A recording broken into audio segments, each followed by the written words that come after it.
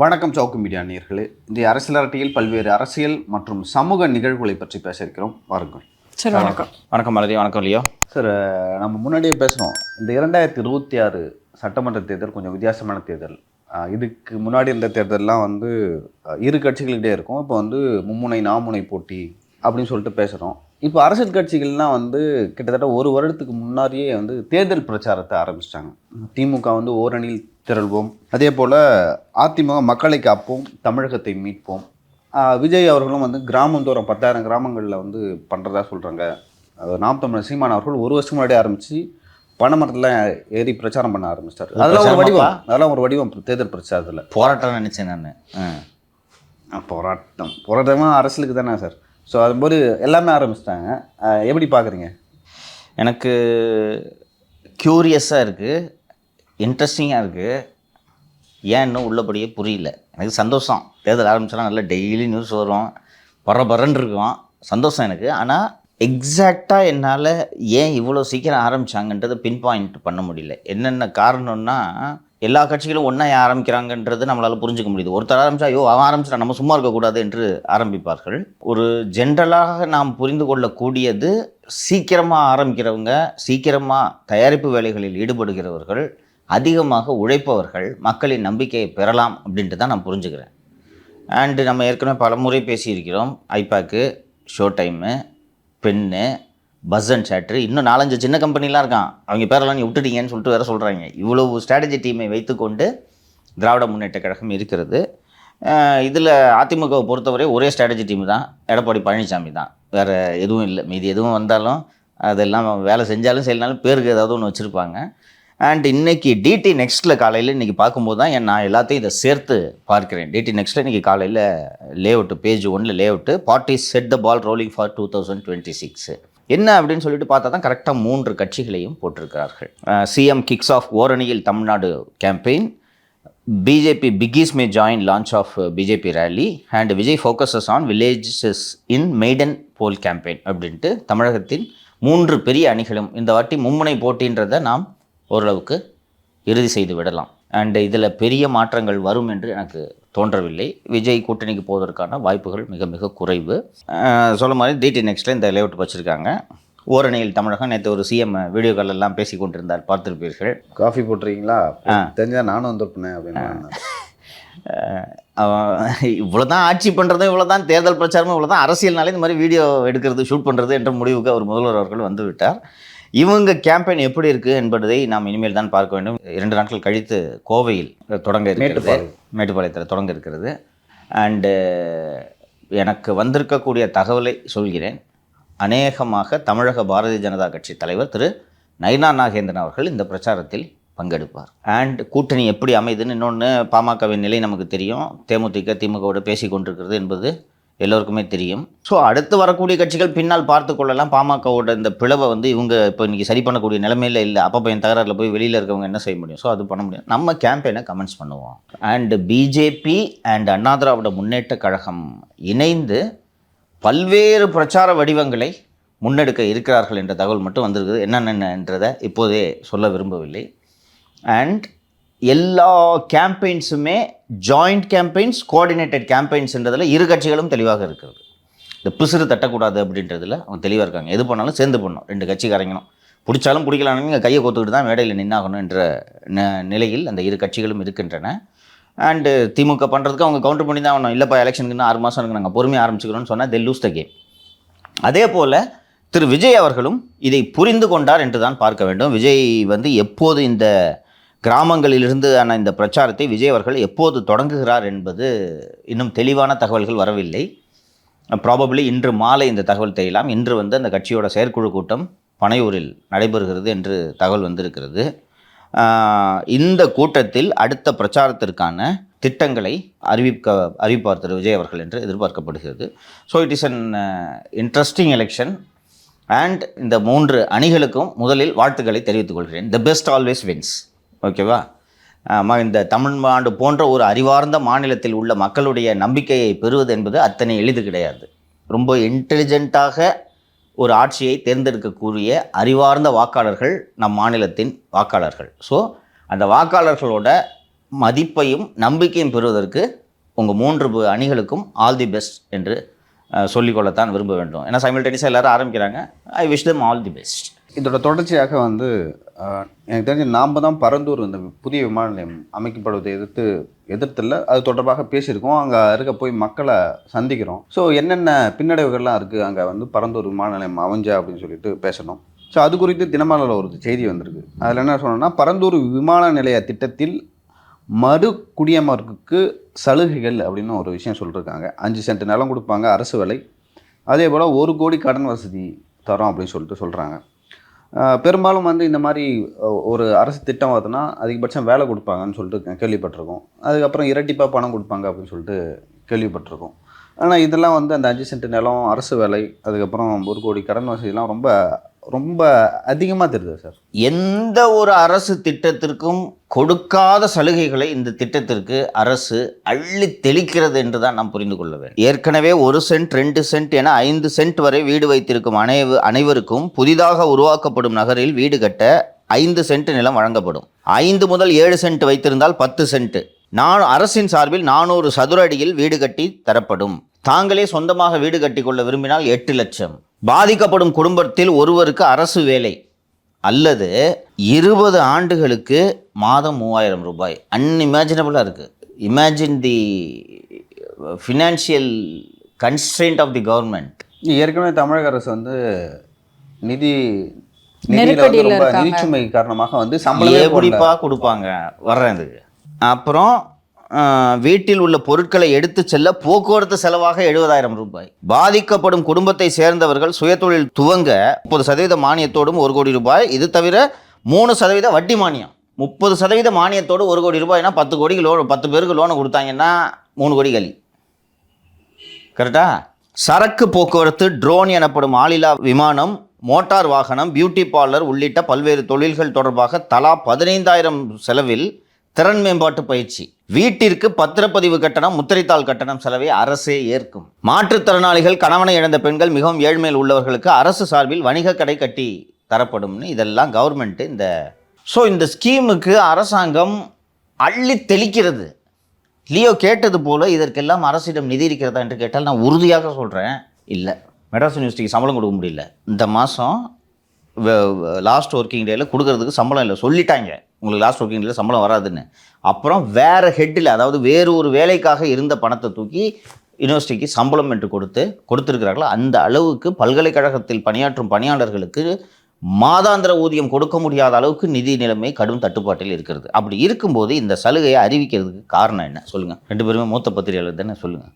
யார்கிட்ட கேட்குற, அண்ணங்கிட்ட தானே கேட்குற அப்படின்ற மாதிரி. அப்படி இல்லை சார். ஆக்சுவலாக உங்களுக்கு தெரியும், நாடு முழுவதும் வந்து துறைமுகங்கள் மற்றும் விமான நிலையங்கள் வந்து அதானி அந்த குழுமத்தின் கீழ் வருது.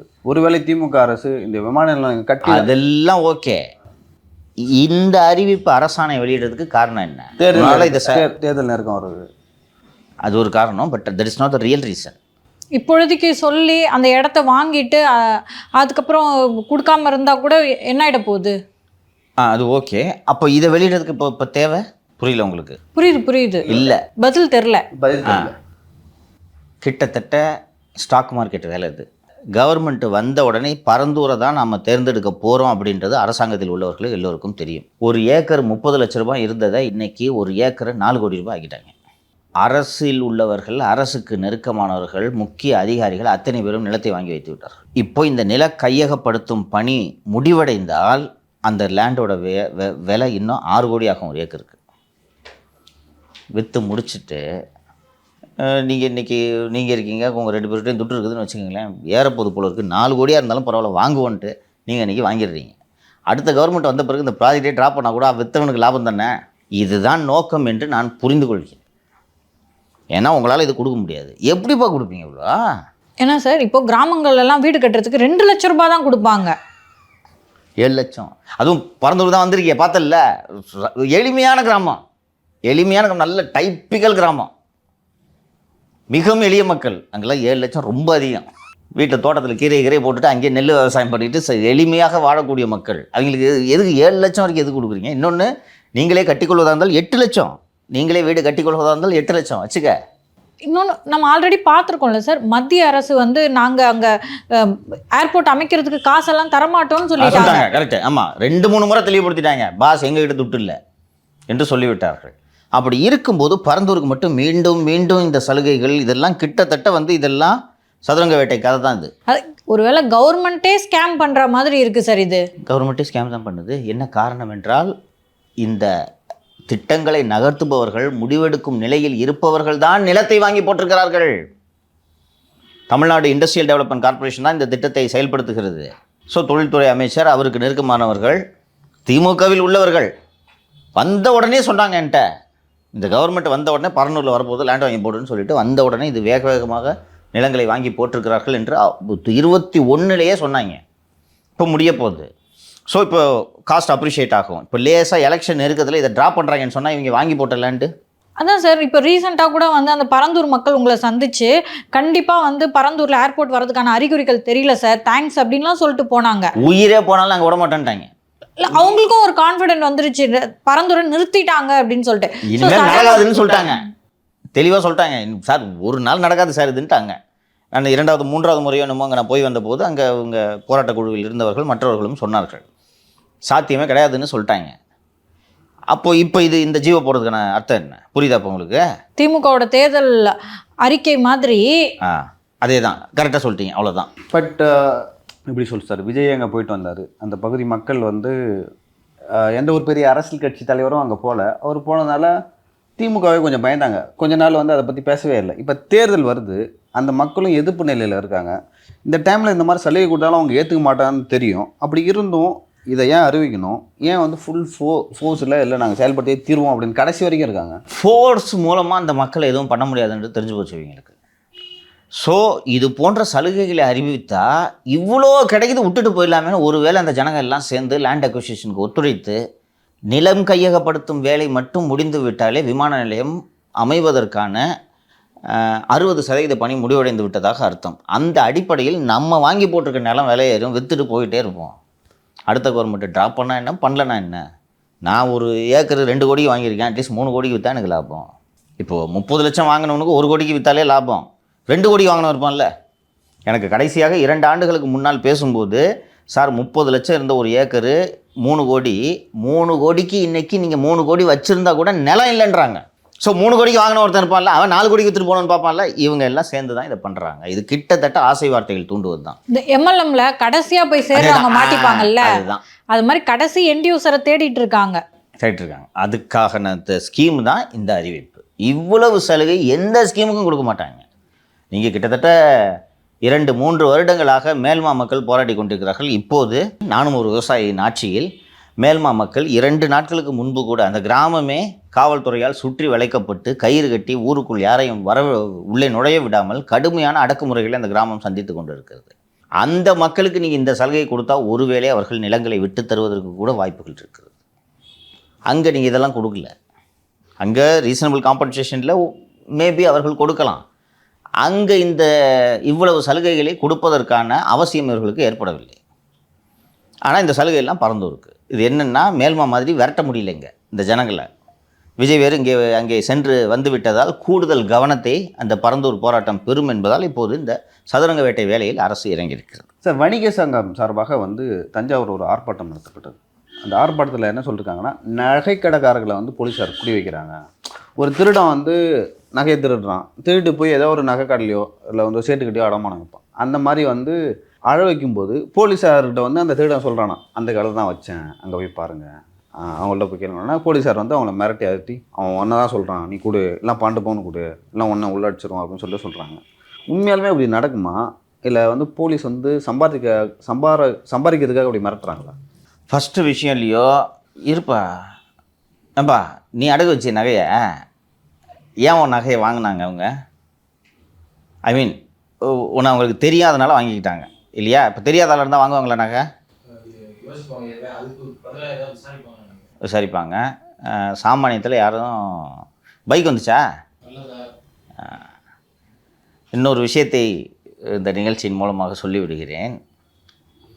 திரு பிரசாத் அவர்கள், பைக் பிரசாத் மன்னிக்கணுங்க, சாரிப்பா, பைக் பிரசாத் அவர்கள் தனது பைக்கை பறிமுதல் செய்து சட்டவிரோதமாக காவல் நிலையத்தில் வைத்திருக்கக்கூடிய சென்ட் தாமஸ் மவுண்ட் காவல் நிலைய போக்குவரத்து காவல் ஆய்வாளர் திரு தினகரன் அவர்கள் மீது துறை ரீதியான நடவடிக்கை எடுக்க வேண்டும்.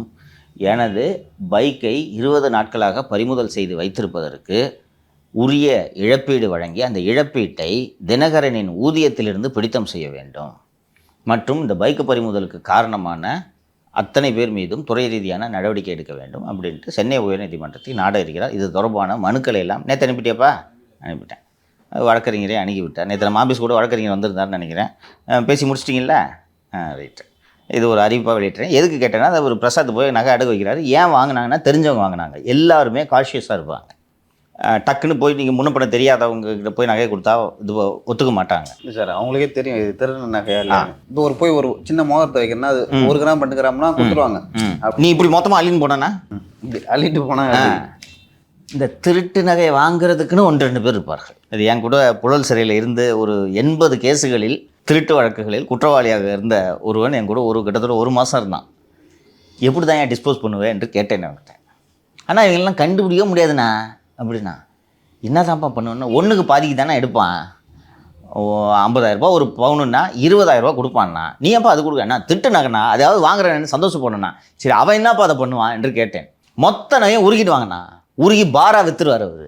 போலீஸு அவர்கிட்ட தான் நான் கொடுத்தேன்னு நான் கண்டுபிடிக்கவே முடியாதுண்ணா. சரி அப்போ என்னப்பா பண்ணுவேன்னு, எனக்கு எவனாவது புரியாத சேட்டு இருந்தாலும் அவனை போய் கையை காமிச்சு விட்ருவேண்ணா. இந்த மாதிரி திருட்டு நகை மாதிரி இருக்கு நான் வாங்க மாட்டேன் அப்படின்னு சொல்லியிருப்பாங்க. நான் இவன்ட்ட தான் கொடுத்தேன்னு சொல்லி விட்ருவேண்ணா அப்படின்னு சொன்ன உடனே அவன் கிட்டத்தட்ட 80 கேஸ் இருக்கு அவனுக்கு. நான் 5 கேஸுக்கே இப்படி பெயில் வாங்குறதுன்னு யோசிச்சுட்டு இருந்தேன். ஆனால் 80 கேஸ் இருக்கேன் நம்மளாம் சாதாரண நான் சொல்லிட்டு இருந்தேன். அவன் பேரை சொல்ல விரும்பல. உங்களுக்கு இன்ஸ்பிரேஷன் அவன் இன்ஸ்பிரேஷன் எஸ்.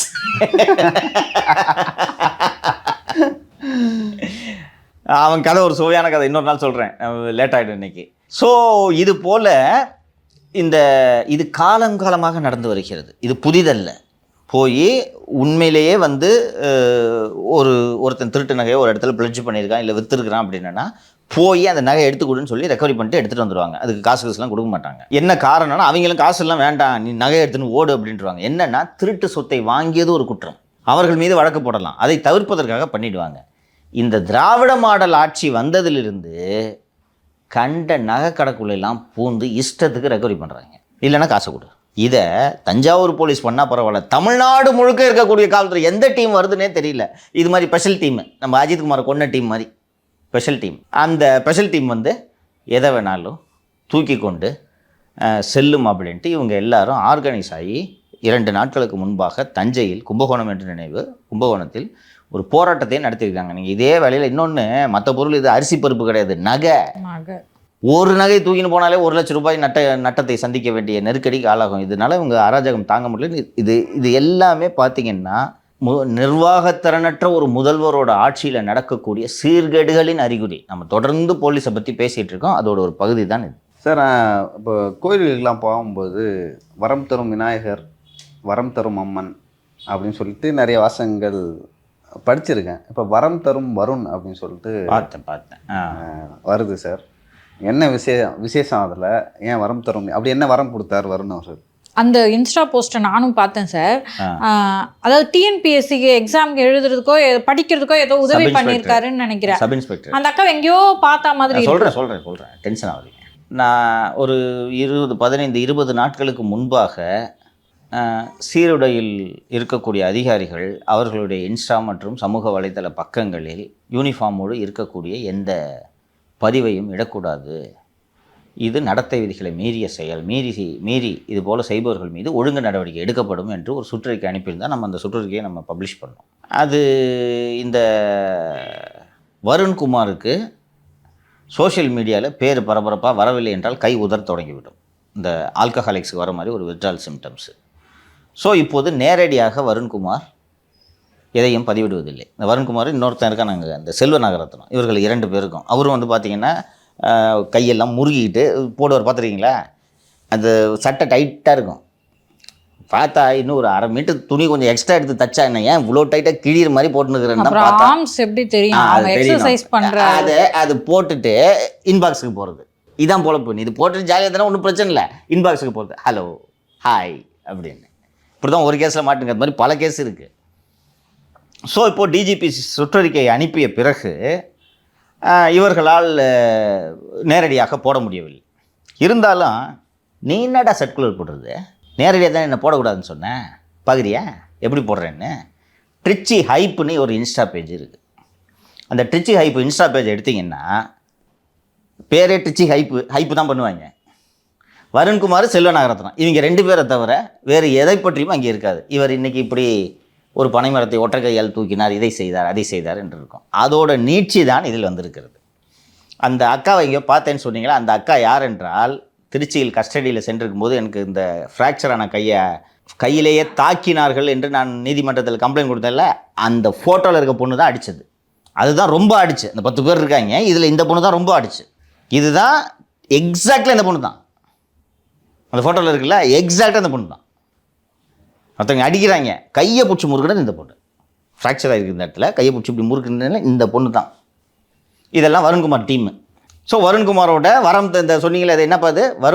வரம் தரும் வருண். இது போல் போடணுன்னா இவங்கெல்லாம் ஜூனியர் ஆர்டிஸ்ட்டு. சார் நான் சார் என்று வந்து விடுவார்கள். இதே போல் நேற்று வந்து இந்த நாம் தமிழர் அமைப்பை சேர்ந்த திருப்பதி மற்றும் கண்ணன் அவர்களை அடித்தார்கள்னால இந்த குரூப்பு ஒரு டீமே வச்சுருக்காரு. அதுவும் உமன் கான்ஸ்டபிள் தான், மேல் கான்ஸ்டபிள் கிடையாது. இதுவும் காவல்துறையில் இருக்கக்கூடிய ஒழுங்கினத்தை காட்டுகிறது. ஒரு HOPF போடுறாரு ஒரு இது. நீ ஒரு ஜூனியர் ஆஃபீஸரு கேட்டால் நான் தானே போடக்கூடாது, அவங்க என்னை டேக் பண்ணியிருக்காங்க, நான் அதை ஷேர் பண்ணுறேன். இல்லை என்ன பண்ணுறாங்கன்னா, நேரடியாக நீ தானே போடக்கூடாது, டிச்சி ஹைப்பு அந்த பேஜ் இவரை டேக் பண்ணுவாங்க, இவர் அதை அவர் பேஜில் ஷேர் பண்ணிக்குவார். கேட்டால் நான் போடல சார். இந்த மாதிரியான குறும்புத்தனங்கள்லாம் நம்மளுக்கு காலேஜ் படிக்கிற வரைக்கும் இருக்கும். அதுக்கப்புறமா வயசு ஆக ஆக ஒரு பொறுப்பு வரும். அதுவும் 12 வருஷம் சர்வீஸ் ஆன பிறகு, டிஐஜி ஆன பிறகு ஒரு பக்கம் வரணும். ஏன்னா நீங்கள் மற்ற இளம் அதிகாரிகளுக்கு உதாரணமாக இருக்க வேண்டும். நீங்கள் இருக்கிறதே மக்கள் நல பணியில் தானே, சர்வீஸில் தானே இருக்கீங்க. அவர்னா அப்படி சொல்லிட்டா நான் இப்படி ஒரு குறுக்கு வழியை தேர்ந்தெடுக்கிறேன் அப்படின்னா எந்த அளவுக்கு பொறுப்போடு நீங்கள் இருக்கீங்க? பொறுப்போடு இருக்கீங்கன்றதை விட அறிவு குறைபாடு இருக்கிறது என்பது புரிகிறது அவங்களுக்கு. உங்களுக்கு வேற வேலை இருக்குது சார். ஆமாம், அந்த வேலையை பாருங்க சார். இன்ஸ்டால எத்தனை லைக் வந்திருக்குன்றது உங்கள் வேலை இல்லை. ஆனால் இந்த அதிகாரிகளை பாருங்கள், மற்றவங்க எல்லாரும் கம்முன்னு இருக்காங்களா? தமிழ்நாடு பூரா SP இருக்காங்களே, தமிழ்நாடு பூரா ரேஞ்ச் டிஜி இருக்காங்களா? யாராவது போடுறாங்களா? ஐயா என்ன வரம் கொடுத்துட்டீங்க நீங்கள்? நான் தெரியாமல் தான் கேட்குறேன். சப் இன்ஸ்பெக்டர் வேலைக்கு படிக்க விட்டீங்க, அவள் தானே, வேற என்னையா வரான்? அது என்ன சார் சப் இன்ஸ்பெக்டர் வேலைக்கு படிக்க வைக்கிறது? கோச்சிங் கிளாஸ் அது இதுன்னு லீவ் கொடுத்துட்டார் அவர். அதனால் இவர் இஷ்ட தெய்வமாகி விட்டார். இதுவே ஒழுங்கினோம். நீ எப்படி பேட்டி கொடுக்குற, வரம் தரும் வரும்னு அந்த பொண்ணு எப்படி பேட்டி கொடுக்குது? இதுவே ஒழுங்கினோம். என் மீது தாக்குதல் நடத்தியதுக்கு ஏற்கனவே ஒரு புகார் இருக்குது, இதில் நீ பேட்டி கொடுக்குறியா வரம் தரும் வரும்னா? ஒரு கான்செப்ட் இப்படி பண்ணலாமா? மொத்தத்தில் ஜாலியாக இருக்காங்க. அதே தான் ஷூட்டிங்க, இது வேலையாது. ஏமா இன்றைக்கி வரம் தரும் வரும்னு ஒரு புது டைட்டில் ஒரு ஷூட் இருக்குமா, டிஜே ஐயா சொன்னார், வந்துடுறேன் சார்னு காஸ்டியூம்லாம் போட்டுக்கிட்டு வந்து ஷூட்டிங் எடுத்துகிட்டு இன்ஸ்டால ரீல்ஸ் போட்டுக்கிட்டு. இந்த ஒழுங்கினத்தின் நீட்சி தான் அஜித்குமாரை யாருடைய உத்தரவும் இல்லாமல் போய் அடிக்க தூண்டுகிறது. புரியுதா? கான்ஸ்டபிள் தானே, வீடியோ போட்டுன்னு இருப்பியா? சப் இன்ஸ்பெக்டர் படிக்கனா போய் படி, பேட்டி கொடுத்துனுக்குற. ஆக்சுவலாக வந்து இப்போது ஒரு கேட்ரிங் சென்டர்னு வைங்களேன், அதில் நடிக்கிறவங்க வந்து உண்மையாகவே அங்கே கேட்ரிங்கில் படிச்சுட்டு இருக்க மாட்டாங்க, ஒரு ஜூனியர் ஆர்டிஸ்ட்டாக இருப்பாங்க. ஸோ இவங்களை எங்கேயோ பார்த்த மாதிரி இருக்கணுமே, ஏதோ ஜூனியர் ஆர்டிஸ்ட் தான் போல இருக்கு. போலீஸே இல்லை ஜூனியர் ஆர்டிஸ்ட் நினச்சிங்களா? உண்மையிலேயும் போலீஸ்மா அது நம்ம சொல்கிறாங்க, ஜூனியர் ஆர்டிஸ்ட் சொல்கிறாங்க. போலீஸ்மா நான் எனக்கு எஸ்கார்ட்டாக வந்த போலீஸ்மா. அப்படியே நீ அது பார்க்கணும், இது கொஞ்சம் ரீகால் பண்ணுறதுல தப்பு இல்லைன்னு நினைக்கிறேன் தம்பி. ஒரு கிட்டத்தட்ட ஒரு 30 கஸ்டடிக்கு போயிட்டு வந்துருப்பேன் தமிழ்நாடு பூரா, இல்லையா? இருக்கிறதுலே கன்றாவியான கஸ்டடி இந்த கஸ்டடி தான், திருச்சி கஸ்டடி. கோயம்புத்தூரில் ஜெயிலேருந்து கோயம்புத்தூரில் வண்டியில் ஏறினதுலேருந்து, ஒரு நிமிஷம் கரெக்டாக பண்ணுறேன் அப்போ தான் தெரியும். இது அதுவும் இந்த அக்கா இருக்குல்ல, உள்ளே ஏறுறேன்ப்பா படியில், வீடியோ எப்படி தெரியுமா எடுத்தாங்க ஃபோனில், இப்படி நானும் பார்க்குறேன். நான் வண்டியில் ஒரு அக்யூஸ்டு வண்டியில் உட்காந்துட்டேன்றதுக்காக ஃபோட்டோ எடுத்து அனுப்புவாங்க இன்ஸ்பெக்டருக்கு, மேலெல்லாம் அனுப்பணும். எடுத்தோடனே இப்படி ஒரு ஃபோட்டோ, சார் கொஞ்சம் ஃபோட்டோ எடுத்துக்கா சார், எடுத்துகிட்டு ஓகே சார் உட்காருங்க சார்ன்றாங்க. இந்த அக்கா இருக்குல்ல, உள்ளே நுழைஞ்ச உடனே நான் இப்படி உள்ளே நுழைஞ்சோடனே இங்கே ஒரு சீட் இருக்கும்ல, படி வண்டியில் ஏறுறேன், எதிர்க்க ஒரு சீட் இருக்குல்ல, அந்த இதில் இந்த அக்கா இப்படி படுத்துச்சு. எனக்கு என்னடா அது வித்தியாசமாக பார்த்தா உள்ளே ஒரு 10 பேர் உட்காந்து, 10 பேரும் ட்ராமடைஸ் பண்ணுறாங்களா? ஆமாம், அதாவது பெண்களை வச்சு என்ன அவமானப்படுத்துறாங்களாம். வாட்சிங் கொஞ்ச நேரம் 1 மணி நேரத்தில் தான் அந்த ஃபோட்டோ வெளியில் வந்துச்சு. ஞாபகம் இருக்கா? கஸ்டடி இருக்க ஃபோட்டோ மீடியாவுக்கு எப்படி போகுது? அருண்குமார் கெத்து, பெண்களை இழிவாக பேசியதற்கு அனைத்து ஆல் விமன் கஸ்டடி, இதெல்லாம் ஒழுங்கினோம். இதெல்லாம் இந்த டிஜிபி வேடிக்கை பார்த்துட்டு தானே இருந்தார். இந்த அக்கா இருக்குல்ல, மற்றவங்கலாம் கூட இவங்க தான் ஐஃபோன் வச்சுருந்தாங்க. மற்றவங்களாம் கூட கொஞ்சம் நேரம் வீடியோ எடுத்துகிட்டு ஒரு 2 கிலோமீட்டர் போன உடனே நிறுத்திட்டாங்க. இந்த அக்கா மட்டும் கடைசி வரைக்கும் இந்த இதை நிறுத்தவே இல்லை. ஏய் பவர் பேங்க் குட்ரி, சார்ஜ் போகுது, அப்புறம் எவ்வளோ நேரம் எடுப்பீங்க? ஏப்பா அது பரவாயில்லப்பா, கோயம்புத்தூரில் ஆரம்பித்து திருச்சிக்கு போகிற வரைக்கும் தின்னுக்கிட்டே இருந்தாங்கப்பா. இதை வாங்கி தின்றாங்க, பண்ணை தின்றாங்க, கேக்க தின்றாங்க, முருகை தின்றாங்க. சரி ஒரு கைதி வரானே ஃபார்மாலிட்டி சாப்பிடு, கேட்க கூட இல்லைப்பா, கேட்க கூட இல்லை. சண்டை இருக்கிறாங்க வாயை பிடுங்கி. இப்படி அக்கா தங்கச்சி இருக்காப்பா, எத்தனை கல்யாணம் உனக்கு ப்ரொவோக் பண்ணுறது, புரியுதா? அதில் நீ இப்போ இந்த அக்கா பார்த்த மாதிரி இருக்குன்றீங்களே, உண்மையிலே போலீஸ் தான் அது. ஸோ இதுக்கு கூடுதல் துணிச்சல் இருக்குது. அதான் அந்த ஃபோட்டோவில் பார்த்துருப்பேன் போல இருக்கு. இதுக்கு கூடுதல் துணிச்சல் இருக்குது, புரியுதுங்களா? போய் இவன் ஒரு வரும்னு சொல்லியிருப்பாரு, அடி பார்த்துக்கிறேன் நான். இதை பண்ணிவிட்டு கஸ்டடியில் போய் அப்படியா அடித்தாங்களா, நான் வார்ன் பண்ணிடுறேன். இதெல்லாம் தெரியாதான். நீ யார், எப்படி டைப்பாக மொழியை மாற்றுன்றதெல்லாம் தெரியாது எங்களுக்கு. இப்படிப்பட்ட அதிகாரியை இன்னும் ரேஞ்ச் டிஐஜியாக உட்கார வச்சுக்கிட்டு வேடிக்கை பார்க்குறதுல இந்த டிபார்ட்மெண்ட்டு, இது அஜித்குமாரில் தான் போய் முடியும். சரிங்க சார், இது வரைக்கும் வந்து இந்த அரசியல் பல்வேறு விஷயங்கள் பேசணும். அரசியல், அப்புறம் சமூக நிகழ்வுகள், அப்புறம் அந்த அஜித்தோட கொலைக்கு பின்னாடி என்ன நடந்தது அப்படின்னு சொல்லிட்டு. ஸோ இன்னும் அடுத்த அரசியலில் இன்னும் நிறைய விஷயங்கள் பேசலாம். ரொம்ப நன்றி. நன்றி இல்லையா, நன்றி மாணவி.